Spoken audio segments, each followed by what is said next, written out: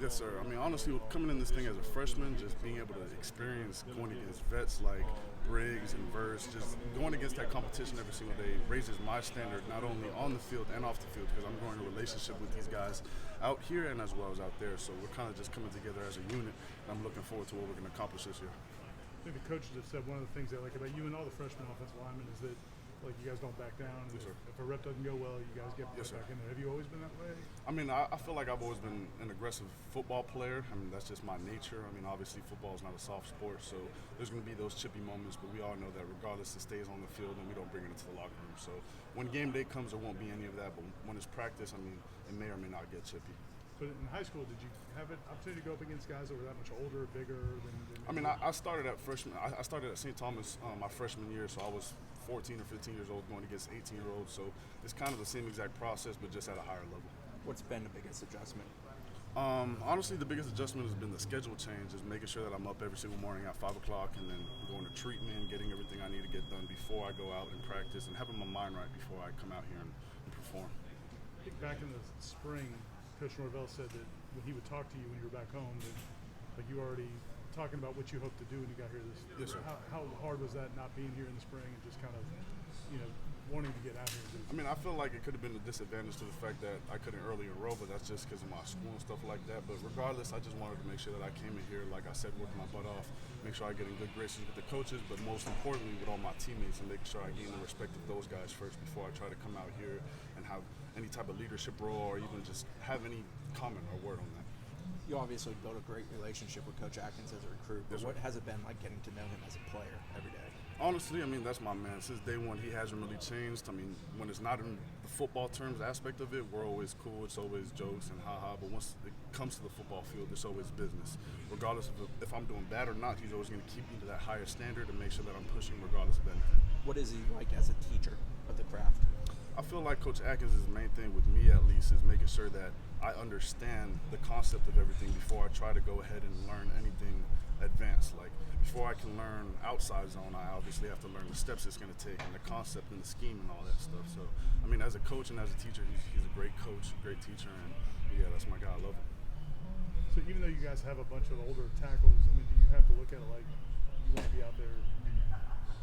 I mean, my main thing is just coming in here, like I said, working my butt off. If I get an opportunity to play like how I did in the scrimmage and starting with the ones, that's going to be my main thing. I'm going to just take advantage of every opportunity I get and just make sure that I work my butt off until I can successfully either earn a starting spot or either travel with the team, whatever it is. I'm just trying to come here and work.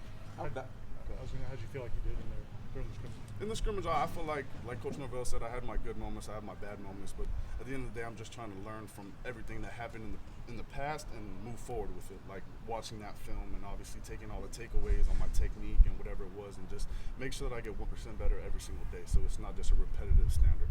How valuable is that scrimmage film in compared to practice film? Because obviously it's more like a game situation. Right, 1,000%. I mean, we had the ACC refs out there, so I mean, it's more of a tempo game feel. It's not really the coaches running it. It's obviously on the whistle, off the whistle. So just being able to be and feel that type of energy, I mean, it's something I've never obviously experienced before being a freshman, but I've just wanted to take this thing in all the way and just be able to, embrace it, work my butt off, and just keep going, keep pushing.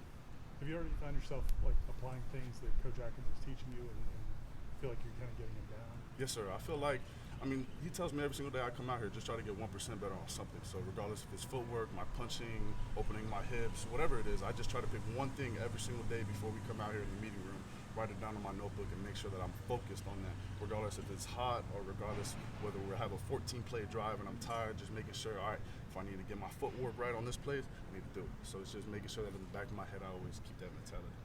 What are you looking to improve technically? I feel like my footwork obviously has to get better as well as my punching skills. It's just a basis of everything. I want to be able to just continue to grow. I mean, going against guys, like I said, like Verse and these varsity, like older senior defensive linemen, like I said, it just brings my play level to a higher standard every single day. So as long as I come out here and work and get 1% better, I feel like I'm going to be able to have a lot of success. Seems like you've been able to have kind of that short-term memory where you have a loss in one-on-ones, you go right back and Yes, sir. kind of go all out. Why do you think that is?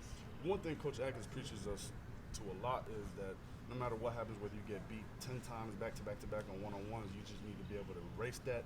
And one thing that he taught us is every single down before play, all the offensive linemen give each other a fist bump, and that's just to erase everything that happened in the past and just keep moving forward. Because if you just dwell on your mistakes, I feel like there's not going to be any growth.